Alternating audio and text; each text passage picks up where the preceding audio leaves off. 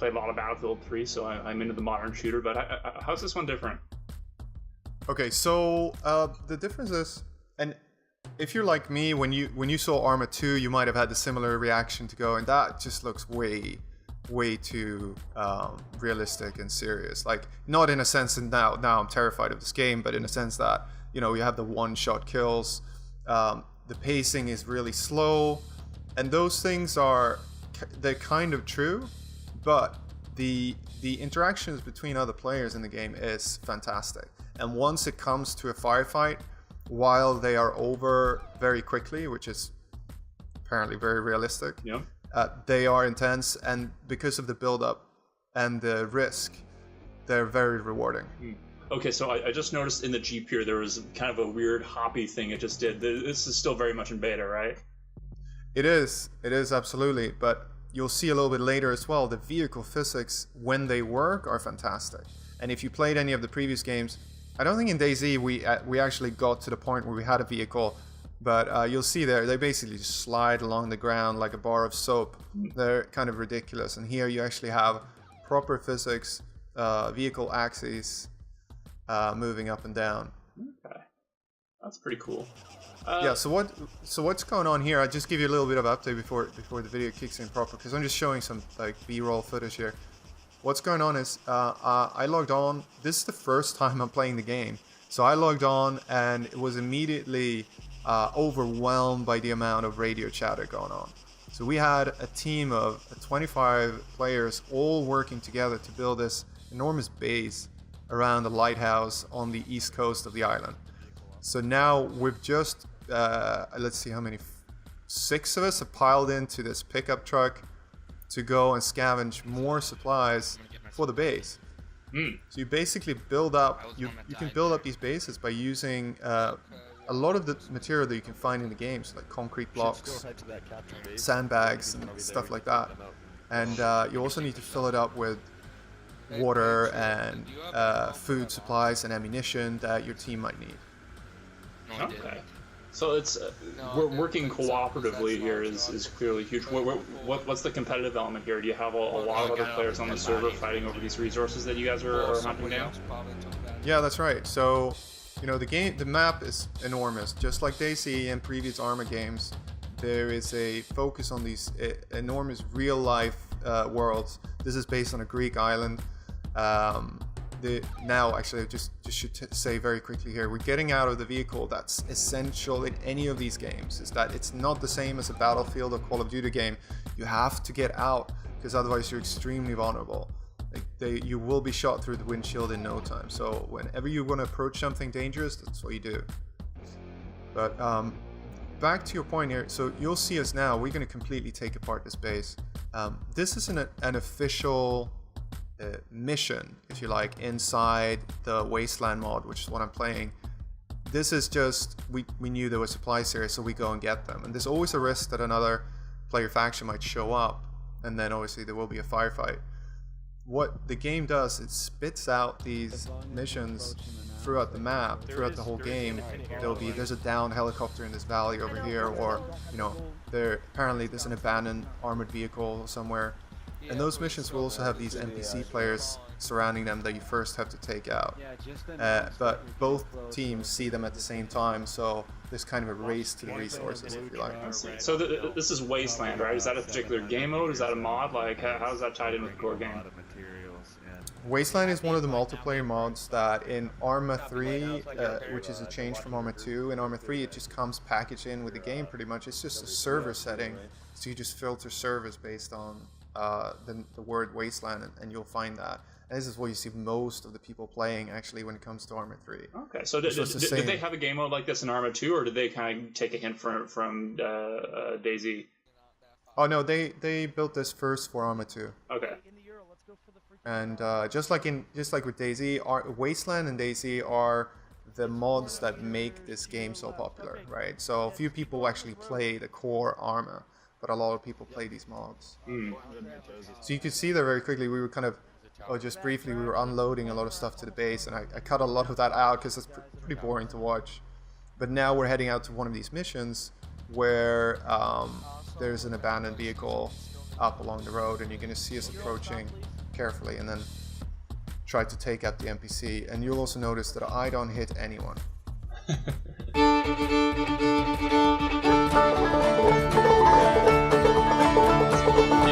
terms of deployment, I mean, do you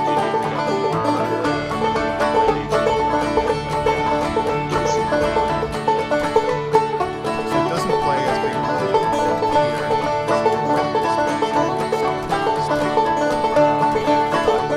You very quickly find a decent rifle, and then yeah, you could totally go with a ghillie suit, or you can kit yourself out.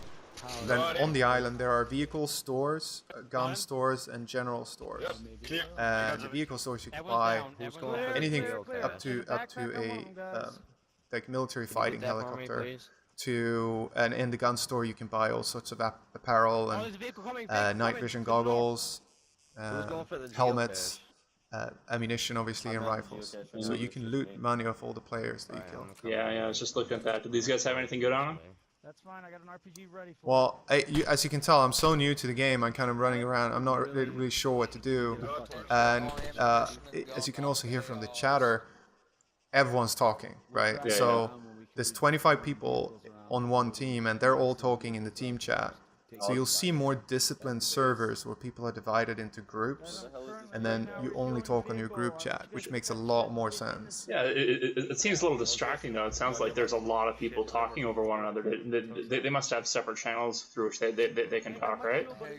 Yeah, they do. So you have a number of channels. So just like in DayZ, you have a general channel, which is a global one, where you can actually talk to the opposing team at the same time, I believe. And people you just never use that. People get really pissed off.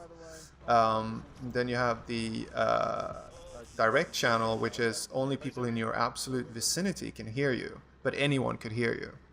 So that's basically just like talking out loud.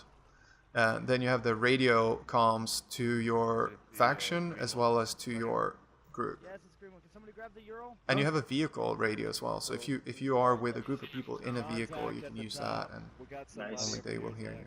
Tell them to dismount, etc. So where are you guys now here? Is this the main base? It was all centered around the lighthouse, right? Yeah, this is the main base. These guys must have been playing this for ages. Like when I came in, I think they'd played the whole day, because this base is amazing.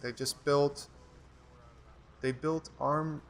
I don't know if you can even bring houses along with you, but you can carry around these insane concrete blocks.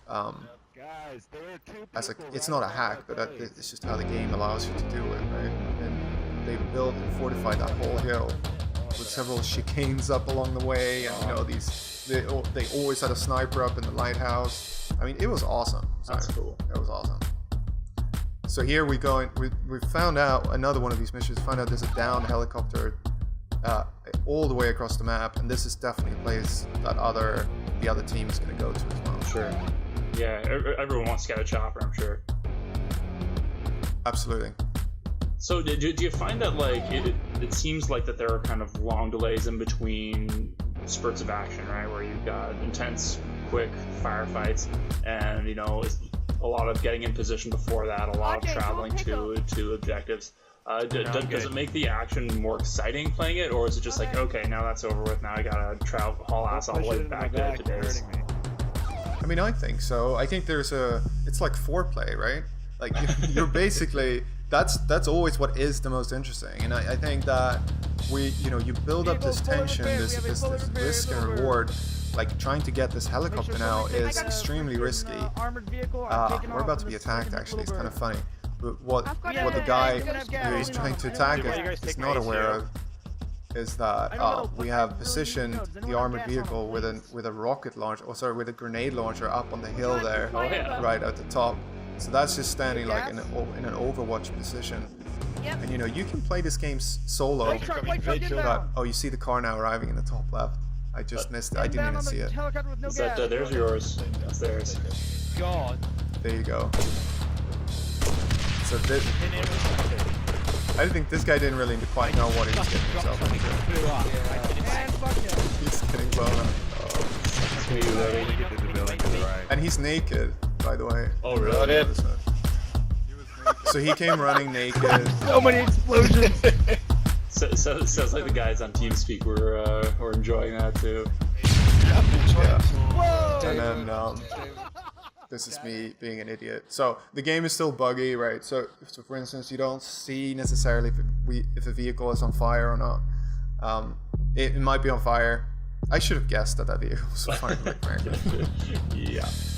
So then it exploded, and I'm actually right now I'm about to die. You'll be able to see the trace around as it comes very close to me first. It must have hit me. I don't know. Or it's probably like every 3 round is a trace around or something. Oh, there we go. Probably should. Yeah. And I'm not sure if this is the first shot that hits me in the second, to be honest, but I'm dead. But like you can't even see him. Like I have no idea where that came from. Yeah. But now obviously my teammates were able to kill him and salvage my gear so I could get that back. I counts for something.